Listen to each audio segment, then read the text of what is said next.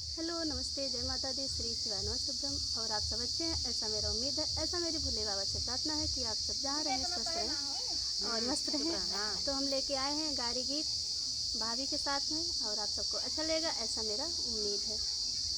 दुल्हा तोरी बहनी चिनारी, हाय राम रोकेली रेलगाड़ी, हाय राम रोकेली रेलगाड़ी। पुलिसवन का दई के दरोगवन का दई के सिपहवन का दई के अदा मांग लेली।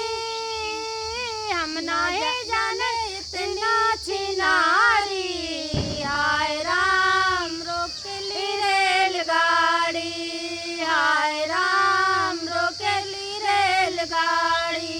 दुल्हा तोरी बहनी चिनारी, हाय राम रोकेली रेलगाड़ी, हाय राम रोकेली रेलगाड़ी। मास्टर वन का दई के किलर कन का दई के जपरासिन के दई के अदा मांग लेली। हम नहीं जाने ऐसन छिनारी, हाय राम रोकेली रेलगाड़ी, हाय राम रोकेली रेलगाड़ी। दुल्हा तोरी बहनी छिनारी, हाय राम रोकेली रेलगाड़ी। फोटो में दई के कचहरी में दई के अदालत पे दई के